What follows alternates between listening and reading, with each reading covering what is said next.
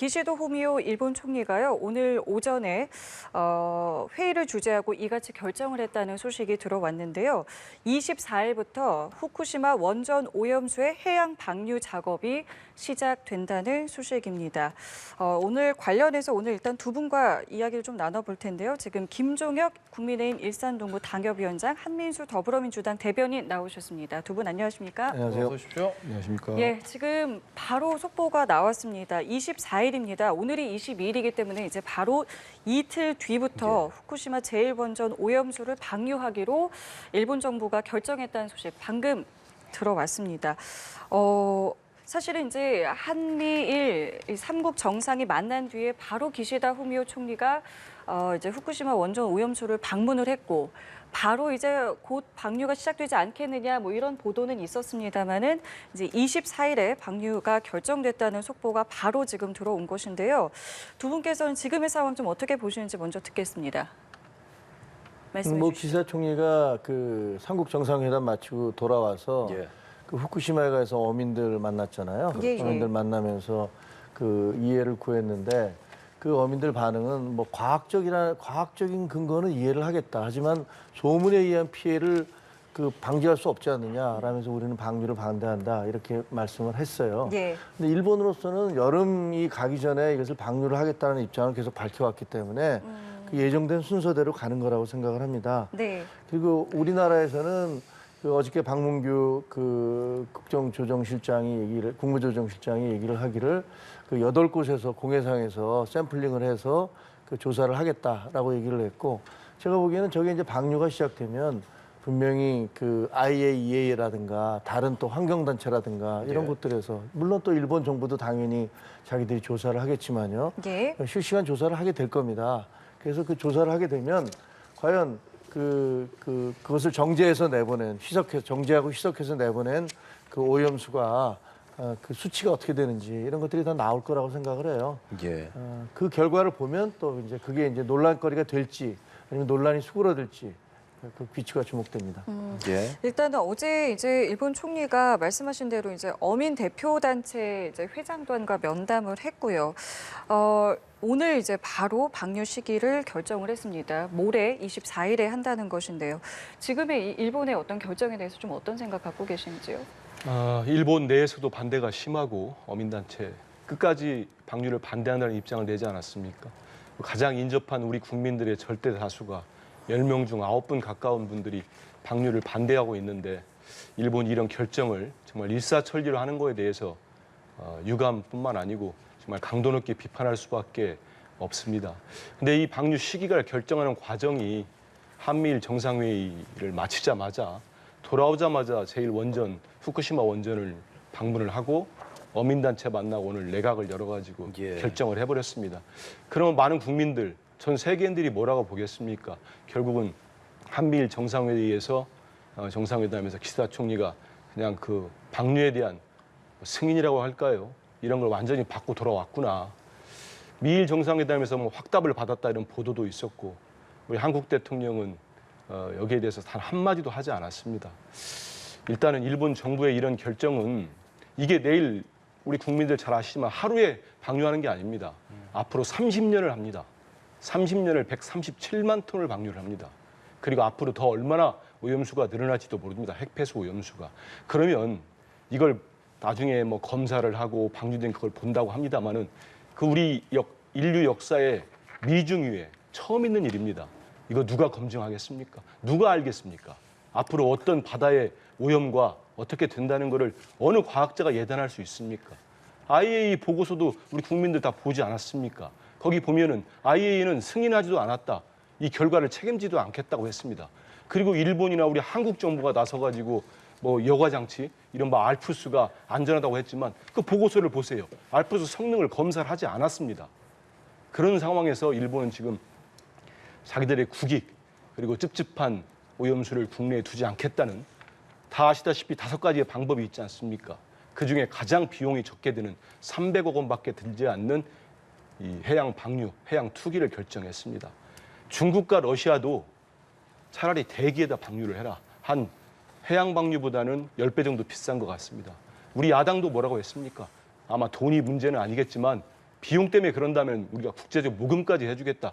왜 본인들만 유리한 국익을 생각하면서 일본 국익만 생각하느냐. 주변국들, 태평양 도서국가 18개 국가가 모두 반대하고 있고 예. 하는데 왜 이렇게까지 밀어붙이는가. 정말로 일본의 결정은 뭐 내일부터 시작한다고 해서 저는 그걸 용인해서는 안 된다고 봅니다. 예. 끝까지 방류가 더 이상 되지 않도록 다른 방법을 찾을 수 있도록 국제사회와 우리 정부가 연대해서 막을 수 있도록 행동에 나서야 된다고 봅니다. 예, 김종인 위원장이 이렇게 한민수 야당의 대변인이 말하는 것을 함께 들었습니다. 이 상황에서 이제 정부는 지금까지 뭐 공식 입장을 내놓지는 않았는데 어떤 태도를 좀 취해야 한다고 보시는지요? 아니 정부의 태도는 지금 일관되게 돼 있잖아요. IAEA의 과학적 입장을 존중한다. 근데 이것은 우리만 얘기한 게 아니에요. 이건 미국도 마찬가지고 전 세계 가장 청정 국가라는 뉴질랜드에서 공식적으로 발표를 했지 않습니까? IAEA 결정을 존중한다라고 얘기를 했습니다. 예. 지금 문제가 되고 있는 것은 자 그러면 삼중수소가 이렇게 걸러지고 어쩌고저쩌고 해서 방류가 되는데 그게 크루시오 해류를 타고서 미국을 비롯해서 연안 국가들을 다 돌아서 우리나라 뒤에 3년, 4년 뒤에 돌아오는 거 아닙니까? 근데 돌아오면 그게 우리한테 피해를 미칠 수 있다라고 주장을 하고 있는 거잖아요. 근데 그런 것들에 대해서 지금 중국이나 러시아를 제외한 대부분의 국가들이 대부분이 아니죠. 일부 그 환경단체들을 제외하고는 정부 공식적 입장으로는 IAEA의 과학적 그 검증을 지지한다라고 발표를 하고 있단 말이에요. 그럼 우리나라가 예. 여기에 대해서 반대할 수 있는 그 근거가 뭐겠어요? 만약에 그 다른 국제기구가 이 문제가 있다라고 발표를 한다면 그거에 근거해서 반대를 할 수 있겠지만 예. 다른 모든 국가들은 괜찮다고 그러는데 우리나라는 그것도 해류 방향에 따라서는 3, 4년 뒤에나 돌아오게 되는데 그거를 가지고서 우리가 이거는 반대할 수가 없다라고 주장을 한다면 예. 그게 설득력이 있겠습니까? 저는 그런 것은 설득력이 없다라고 생각을 그럼 해요. 지금으로서 정부 차원에서 추가적인 어떤 대응이 당장 필요하다고 보진 않으시는 겁니까? 그러니까 우리는 그쪽에다 실시간 정보를 그 니네가 방류하는 것들에 대한 네. 그 수치에 대한 실시간 정보를 줘라. 그리고 그 즉각 모니터링하는 것들을 우리에게 달라. 그리고 우리가 8군데에서 그 근처에서 그 공해상에서 채취를 하겠다. 그리고 우리는 130군데인가가 지금 그 우리 연안에서 이미 다 조사를 하고 있잖아요. 네, 맞습니다. 이런 모든 과학적 근거를 가지고서 실제로 수치가 어떻게 되는지를 우리를 확인하겠다. 이런 건데 이게 아니고 무슨 정치적인 쇼를 하자라는 거 아니겠어요, 지금? 뭐 우리 반대한다. 막 이렇게 소리치면은 그게 실효성이 있습니까? 그게 가능한 얘기입니까? 근데 그런 정치적 쇼를 하자는 것들이 그게 통용이 되는지를 잘 모르겠어요. 그럼 우리 국민들 80% 넘는 10명 중 9분 가까운 분들이 지금 쇼하고 있습니까? 반대를 하는 게 쇼입니까? 우리 생명과 안전을 지키겠다. 우리 후손들, 미래 세대가 어떻게 될지 모르는데 이거를 막겠다는 게 쇼라고 표현하는 건 과도하고요. 절대 그렇지 않습니다. 삼중수소 부분도 제대로 걸러지지 않고 알프스가 고장난 숫자도 우리 정부가 파악을 못했습니다. 우리 정부 검증단 가가지고 지금까지 뭘 내놨습니까? 가서 자료도 제대로 못 받았어요. 현장 접근도 안 된 거 우리 국민들이 다 봤습니다. 그러고 지금 면죄부를 준 겁니다. 그리고 태평양 도서국가들, 많은 국가들이 다 들어 있습니다. 다 우려를 표명했고 방류하면 안 된다고 얘기했습니다. 그리고 이 해류 부분도 보니까 전문가들에 따라 생각이 다른 부분이 있더라고요. 몇 달 뒤에 우리 제주 앞바다에 온다는 분들도 있기 때문에 이걸 면밀히 따져봐야 되고요. 제가 그 강원도 쪽에 가서 주문진항이었나요? 어민들 간담회를 당대표와 함께 가서 들어보니까 어민들은 그런 얘기를 합니다. 그 해삼 멍게들 지금 수입들이 많이 되고 있는데 그 물이 수조물이 그대로 일본 수조물이 들어온다는 겁니다. 국내에. 그럼 이건 어떻게 할 겁니까?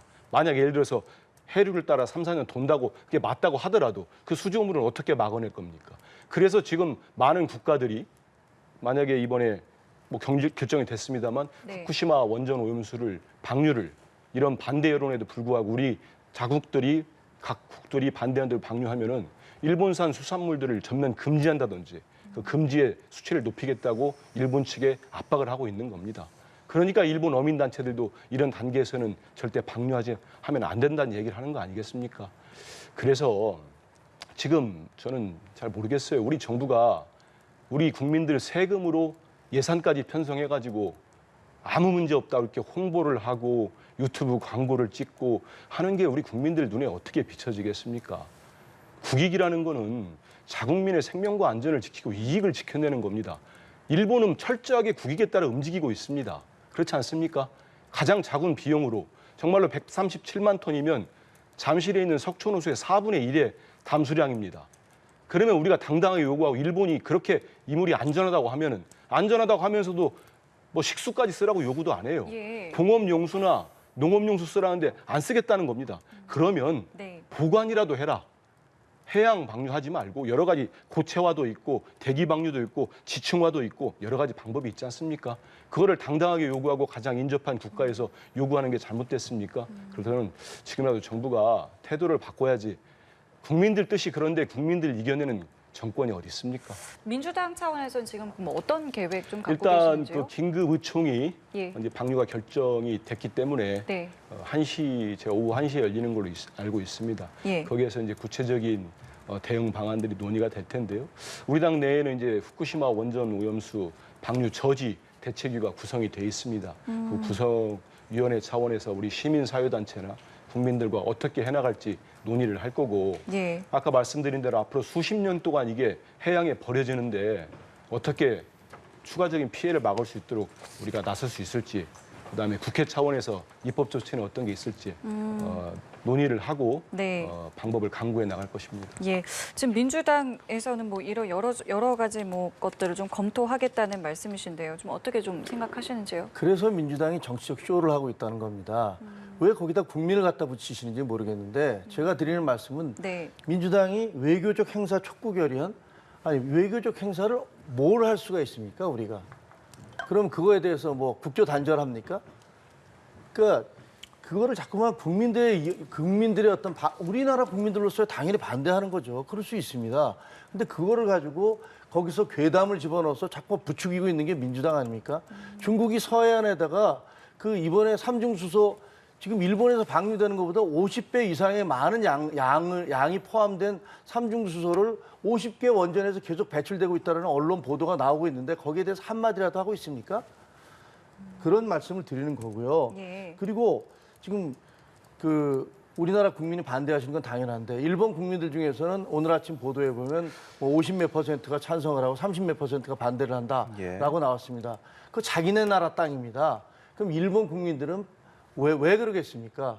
그건 일본 정부가 설득하는 것들, 그 과학적인 것들에 대해서 받아들이고 그럴 수 있다라고 하는 거 아니겠습니까? 심지어 일본 후쿠시마 어민들조차도 과학적 근거에 대해서 이해가 된다. 하지만 소문에 의한 피해를 우리가 어떻게 할지는 대책이 없지 않느냐라고 얘기를 하고 있습니다. 그리고요. 미국 FDA나 그리고 무슨 다른 나라들, 뉴질랜드나 직접적인 어떤 그런 해류가 돌아가는 곳에 있는 나라들이 가만히 있는 것, 이런 것들이 그 나라들이 자기네 나라 국민의 건강과 안전을 도외시하기 때문에 생각하지 않기 때문이라고 생각하지 않습니다. 그거는 그런 대로의 과학적 근거가 있기 때문이라고 보는 거죠. 그래서 이 부분을 가지고서 어쨌든 방류가 시작되면 당장에 조사가 나오고 그 수치가 나올 겁니다. 그런데 그 수치가 나오기도 전에 이제는 뭐 그 수치가 무슨 의미가 있느냐, 뭐 이렇게 누가 검증할 수 있느냐 이렇게 얘기하는데 그럼 과학을 안 믿는 거죠. 민주당에서는 뭐 장외 집회도 검토하는 것 같은데 이 부분도 좀 부적절하다고 생각을 하시는 거고요. 아니 저는 야당으로서 비판을 얼마든지 할 수 있다고 생각을 해요. 예. 야당은 원래 뭐 그 정부 여당이 하는 것들을 비판하는 거고 비판의 긍정적 측면도 있습니다. 근데 그게 너무 과하게 가거나 혹은 과학과 너무 동떨어진 얘기를 할 때는 그것은 옛날에 광우병 그 파동처럼 그 국민들 전체를 갖다가 결국 보면 그때 그 광우병 믿고서 막 길거리 쏟아져 나왔던 사람들이 지금 입장을 보면 뭡니까? 아, 이게 뭐지? 이런 생각 들 거 아니겠습니까? 그래서 그런 데까지 가면 안 된다라는 말씀을 드리는 겁니다. 만약에 일본이 진짜로 안전하고 본인들이 식수까지 쓸 정도로 뭐 어느 영국 학자는 뭐 1리터, 10리터를 마셔도 좋겠다고 하는데 마셨으면 좋겠어요, 그분이.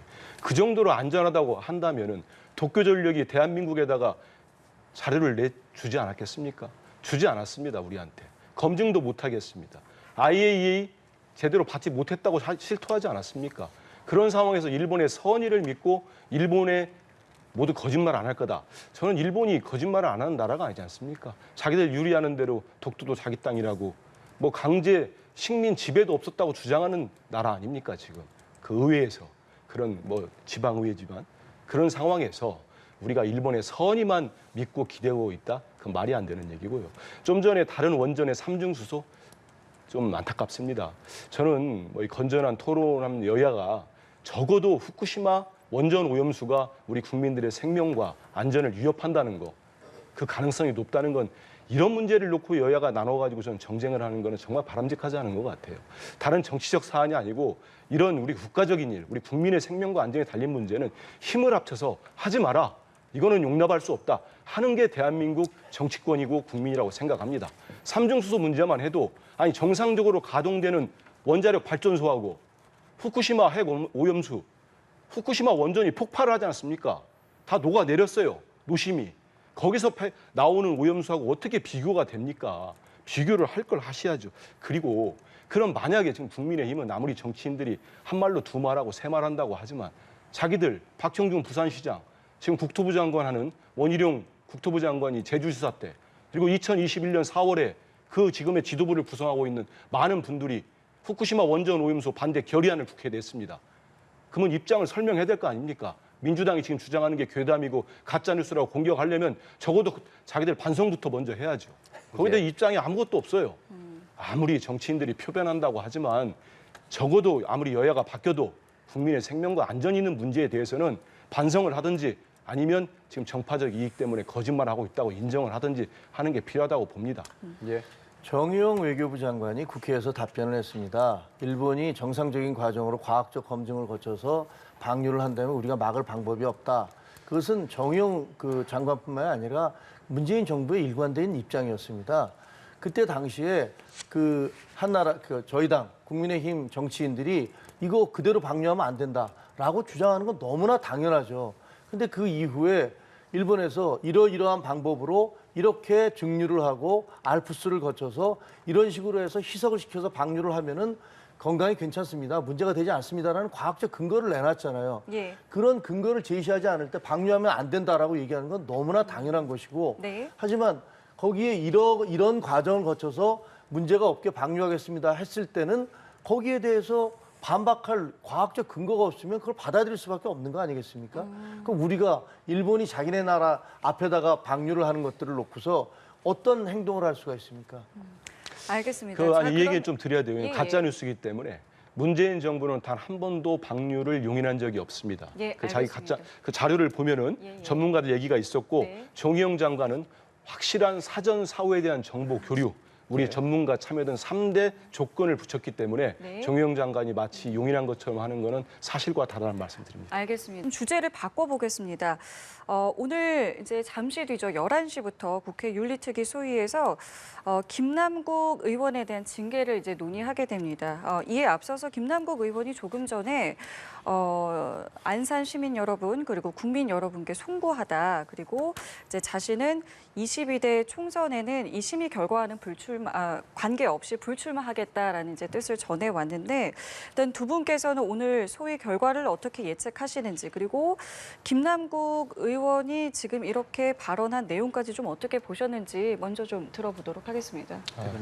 일단은 그 정치적인 가장 큰 책임이 이제 다음 총선에 불출마하겠다는 이런 얘기를 했고요. 다시 한번 이제 대국민 사과를 했습니다. 윤리심사 특위 내에 있는 독립적 운영된 윤리심사 자문위원회에서 제명 공고를 했고 오늘 윤리특위 1소일 겁니다. 1소에서 이제 결정을 내릴 텐데요. 예. 6분의 특위위원들이 있기 때문에 김남국 의원의 소명도 들었고 오늘의 어떤 불출마 선언과 또 대국민 사과 메시지까지 들었기 때문에 이런 것들 모두 종합적으로 해서 저는 결정을 내릴 거라고 봅니다. 다만 여기서 한 가지 말씀드리고 싶은 거는 일단 오늘 제가 알기로는 우리 민주당에서 국민의힘 권영세 의원을 윤리특위에 제소하는 걸로 알고 있습니다. 그럴 예정으로 알고 있는데요. 예. 저는 그런 생각을 합니다. 제1야당도 마찬가지고 집권당은 특히 더 책무가 막중하죠. 근데 집권당이 저는 같은 잣대로 모든 거를 해야 된다. 이 정부 들어서 가지고 윤석열 검찰이 잣대가 다른 거는 검찰권 남용으로 할 때 볼 때 우리가 다 알고 있지 않습니까? 근데 이 가상자산, 이 코인 거래만 해도 지금 국민의힘은 저렇게 하는 건 많은 국민들로부터 질타를 받을 수밖에 없다고 봐요. 김남국 의원 때 민주당으로부터 제소를 빨리 해라 요구를 한 다음에 본인들이 먼저 제소를 합니다. 윤리특위에. 거기에 대해서 민주당이 제소를 했습니다. 그 민주당에서 그 윤리심사 자문위원회가 쭉 조사를 한 다음에 권영세 의원 같은 경우는 여러 가지 의혹들이 많다는 거 아니겠습니까? 언론 보도를 통해 가지고 무슨 뭐 근무 중에 김남국 의원처럼 일하는 근무 시간에 뭐 코인 투자를 했다 이런 의혹까지 제기됐습니다. 근데도 전혀 조사를 안 해요. 그래서 우리 당에서 제소를 하라고 했는데 또 안 하니까 결국 민주당에 제소를 합니다. 그래서 윤리특위도 그렇고 윤리심사자문위원회도 그렇고 이런 가상자산 관련된 건도 모두 김남국 의원에게 한 것처럼 똑같게 수사를 하는 게 맞지 않겠나 이런 생각합니다. 그럼 김남국 의원과 관련해서는 어쨌든 오늘 징계심사 앞두고 이렇게 입장 발표한 거잖아요. 이런 것들이 좀 영향이 있겠습니까? 아니면 전혀 별개로 뭐 가겠습니까? 저는 본인은 이제 심의 결과에 관계없이 예, 어떤 예. 제명이 나오든 아니면 그 밑에 단계에 어떤 출석 정지가 나오든 관계없이 다음 총선이 내년 4월입니다. 예. 출마를 안 하겠다고 하기 때문에 제가 볼 때는 이런 게 이렇게 그 결정하는 데 있어서 영향을 미치지 않을까 싶긴 한데 예. 이거는 모르겠습니다. 왜냐하면 이제 소위에서 이렇게 논의하시는 6분의 의원들이 예. 이 내용을 어떻게 참작할지 아니면 이거와 관계없이 윤리심사 자문위원회가 권고한 대로 예. 제명 의결을 할지는 좀 지켜봐야 될 것 같습니다. 예, 권고한 대로 권고 당시에는 그렇게 나왔었는데 결과 어떻게 예상하시는지 그리고 이런 입장문을 낸 것 책임지는 모습이라고 생각하시는지까지 여쭤보겠습니다. 그 지금 윤리특위 소위가 3대 3이거든요. 네. 여야가 그중에서 이제 그럼 4명 이상이 돼야 되는데 그리고 또 사실 여기서 제명 결의를 한다 하더라도 본회의 또 그 전체 회의를 해야 되고 윤리 전체 회의. 예. 그다음에 또 본회의로 가야 돼요. 네. 본회의에서 제적 3분의 2 이상의 찬성을 얻어야지 이게 제명이 그렇죠. 되기 때문에 예. 그래서 역사상 김영삼 전 대통령을 제외하고는 한 번도 없었던 거 아닙니까? 예. 네. 그뭐 사실 그 무망한 얘기다. 그리고 뭐 그동안에 뭐 윤리위에서 제명결이 나간 사람이 한두 명도 아니고 크게 의미 있는 거라고는 생각 안 해요. 근데 제가 보기에는 저분이 왜 그동안에 한사코 자기는 잘못한 게 없다라고 하면서 발뺌을 하다가 갑작스럽게 뭐 출마를 하지 않겠습니다. 이렇게 오늘 윤리 소위를 앞두고 저렇게 하느냐. 예. 그럼 무슨 서로 얘기가 있었나? 야, 뭔가 명분을 줘야지 우리가 뭐 반대할 거 아니냐? 라는 무슨 얘기들이 있었나? 갑작스럽게 왜 저러지? 라는 생각이 들어요. 그 이전에 수없이 많은 그런 이게 잘된 겁니까? 잘못된 겁니까? 했을 때 자기는 잘못된 게 없다라고 계속 주장을 해왔잖아요. 그러다가 지금 소위를 앞두고 던지는 걸 봐서는 사전에 지금 서로 얘기가 있었던 게 아닌가라는 그런 의구심이 들고 그게 아니라면 본인이 아, 이게 뭐 지금 전체 분위기가 나한테 굉장히 불리하게 돌아가는구나. 어차피 나는 상당히 타격을 입겠구나. 그래서 불출마 선언을 뭐 발표한 건지 잘 모르겠습니다. 근데 선언을 발표하든 안 하든 제가 보기에 저런 식으로 윤리적으로 큰 타격을 입었는데 내년 총선에서 결코 되기는 쉽지는 않았겠다라는 생각도 들고 예. 이번에 국민들은 위선적 청년 정치에 대한 어떤 그 실상 이런 것들을 많이 깨달으셨다라고 생각을 해요. 그리고 결과적으로는 나이라는 것은 결국 숫자에 불과하구나. 그 나이가 젊다고 꼭 생각도 젊거나 생각도 그 미래지향적이거나 그런 것은 아닐 수도 있겠다라는 생각을 하게 됩니다. 예. 일단 뭐 좀 사실과 또 다른 부분이 있어서 짧게 말씀드리면 네, 네. 김남국 의원이 전혀 본인의 잘못을 인정하지 않았다는 건 사실과 다릅니다. 제가 뭐 김남국 의원에 대해서 일도 뭐 옹호할 생각은 없습니다만 이미 이번에 상임위 기간에 코인 투자한 거에 대해서는 제 기억만 해도 너댓 차례가 대국민께 서너 차례 이상 사과를 했습니다. 그리고 이 불출마라는 정치적 책임을 또 진 거니까 거기에 대해서는 비판을 하되 또 이분이 거기에 대한 사과와 함께 책임지는 모습에 대해서는 또 평가하는 국민들도 있지 않겠나 이런 생각을 해봅니다. 예, 알겠습니다. 윤리특위 1소위죠. 3차 회의 11시에 열릴 예정이고요. 징계 수준 관련해서 저희가 나오는 대로 바로 전해드리도록 하겠습니다. 국방위 어제 있었던 것 좀 두 분께 이야기 여쭤보고 싶어요. 이 최상병 사망 사건에 대한 건데 외압이 있었느냐 그리고 이게 뭐 항명이냐 이런 부분에 대한 이야기들도 상당히 좀 많이 나오고 있습니다. 좀 어떻게 바라봐야겠습니까 이 상황? 아, 저요? 바로 대답해 주세요.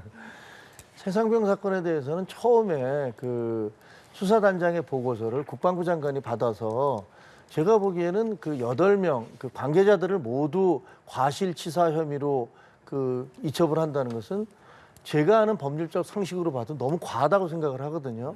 예를 들면 사단장이 와서 야, 우리 군기 엄정하다는 걸 보여줘라. 뭐 붉은 옷을 입어라. 잘 입어라. 이렇게 얘기한 것이 과실치사에 해당한다? 제가 보기에는 좀 너무 과한 해석을 하신 게 아닌가라는 생각이 들어요. 근데 이게 그래서 사단장부터 시작해서 뭐 줄줄이 이제 8명을 그 과실치사로 넘긴다고 보고를 했는데 네. 그 국방장관이 그걸 보시면서 아, 야 이거는 법률적으로 너무 과한 거 아닌가? 그 다른 사람들의 어떤 자문을 좀 얻어 보셨나? 라고 수사단장한테 뭐 좀 얘기를 먼저 했어야 되는 게 아닌가? 저는 그런 생각이 들어요. 근데 그거를 사인을 했어요. 그러고 나서 그 다음날 뭐 분명히 참모들이나 다른 어떤 법률 전문가들이 얘기를 했겠죠. 이건 말이 안 됩니다. 문제가 됩니다. 라고 하니까 잠깐 스탑. 이런 식으로 거꾸로 역순으로 갔기 때문에 네. 상당히 논란이 되기 시작한 거고 거기에 이제 수사단장도 반발을 했던 것이 아닌가 이런 생각이 듭니다. 그리고 수사단장이 그럼에도 불구하고 방송에 나가서 이것을 뭐 그 얘기를 한다든가 이런 것들은 글쎄 군인으로서 이게 좀 좀 합당한 태도였나 이런 부분에 대해서는 조금 의구심이 듭니다. 예, 한민수 대변인께서 좀 말씀해 주시겠어요? 국회에서 어제 이제 국방위 과정을 좀 지켜보면서 저도 제 아이가 전방부대에 갔다 전역을 했습니다. 젊은 아이를 두고 있는 아버지 입장에서 그렇고 참 참담했습니다. 저러기 때문에 정말 특검이 필요하구나. 전 특별검사, 특검으로 수사하지 않으면 밝혀지지 않을 거라는 생각이 들었습니다. 아니 대통령께서 윤석열 대통령이 엄정하게 수사하라는 지시를 내렸습니다. 이거를 해병대 수사단장이 이행을 했습니다. 대통령이 지시한 걸 이행한 수사단장을 집단 항명의 수괴로 해임을 시킵니다. 이거는 직권남용, 국기문란 사건이죠. 그리고 국방부 장관, 해군 참모총장, 해병대 사령관이 다 사인을 했습니다. 관련된 분에 대한 혐의를 가지고 온 서류에 대해서, 이첩 보고서에 대해서.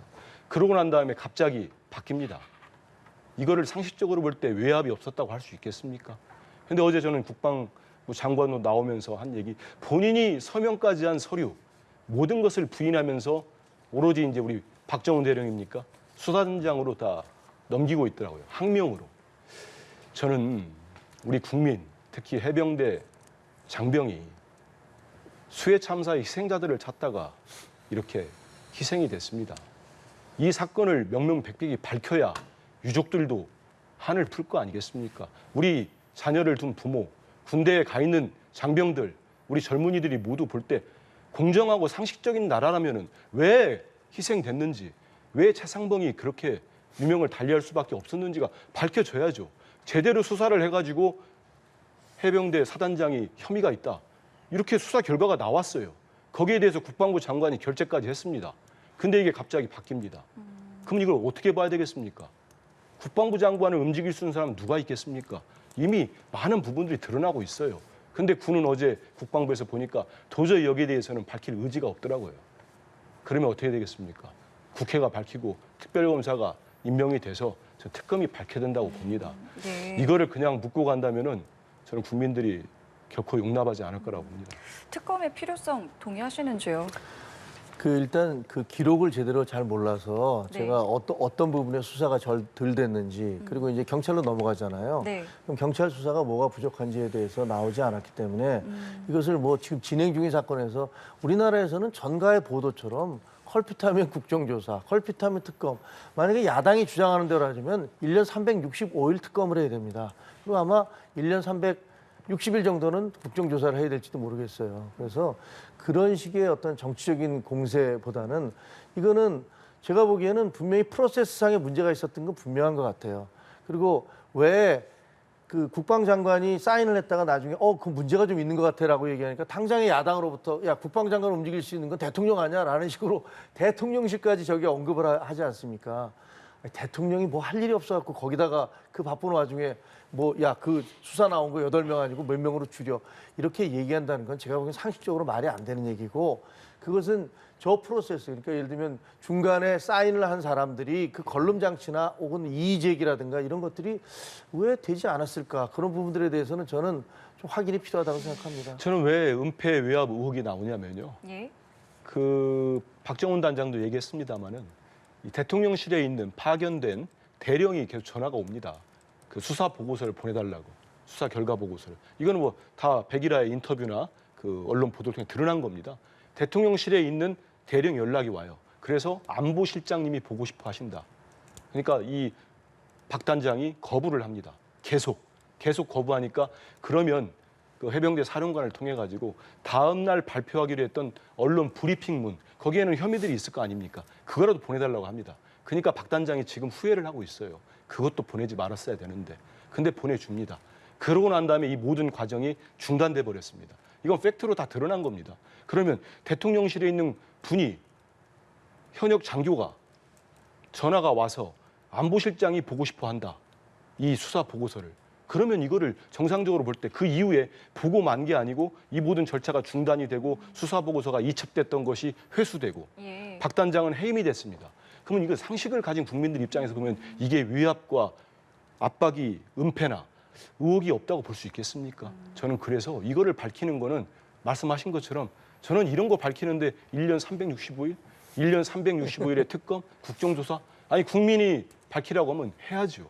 안 하는 게 저는 국회의 직무유기라고 봅니다. 그래서 다른 사안도 아니고 우리 장병이 안타깝게 희생된 사고 모든 것이 지금 다 의혹투성이에요. 어제 저는 국방위에서 국방부 장관이나 저쪽 말씀하시는 국방부 관계자들 말씀 들어보니까 이거는 안 되겠어요. 이건 완전히 은폐나 외화복이에요. 그래서 명명백백히 이건 밝혀지는 게 유족이나 희생당한 우리 재상병이나 우리 의혹을 갖고 계신 국민들에게 국회가 할 수 있는 도리고 역할이다 이렇게 생각합니다. 예, 알겠습니다. 그리고 어제 법사위 상황을 또 보여드리면 법사위에서는 최강욱 민주당 의원과 한동훈 법무장관의 설전이 좀 있었는데요. 어떤 내용 오고 갔는지 함께 들어보시죠. 지금 옆에 앉아 계신 기관장분들 보세요. 그런 태도와 그런 어투와 그런 자세로 답변하시는 분이 계시는지. 답변을 기회를 안 주고 있으면 또 뭐 답변해 지우고 발표 저렇게 그러니까 자꾸 깐죽거린다는 소리 듣는 거예요. 얘기를 깐죽거린다는 말 직접 하는 정도는 좀 심하지 않아요? 아니 말씀을 답변하면서 맨날 반말하지 마세요라고 얘기하죠. 예. 깐죽거리지 마세요. 그러니까 자꾸 반말 듣는 거예요. 위원장님, 저는 이거는 저 항의를 드릴 수밖에 이거 없습니다. 봅시다. 제발 좀 태도를 무겁게 가지기 바랍니다. 최강욱 위원님한테 그런 음식점에 얘기 들으니까 대한 진짜 이상합니다. 그 국무위원의 태도냐고요. 그리고 그게 국회의원의 태도입니다. 그러면 안 되는 갑질하라고 거죠. 그 자리에 있는 건 아니잖아요. 갑질이 아니라 지금 질문을 하는데 자꾸 딴소리하면서 시간 보내는 아니 거잖아요. 갑질하면서 자기 막말하는 게 그게 고난이 있다는 거예요? 질문합니다. 판결 질문하세요. 취지에 따라서. 예, 뭐 길게 제가 설명은 하지 않겠습니다. 일단 어떻게 보셨는지 먼저 좀 들어볼게요. 뭐 국회에서 나올 수 있는 발언이 아니다. 나와서는 안 되는 발언이다 이렇게 생각을 합니다.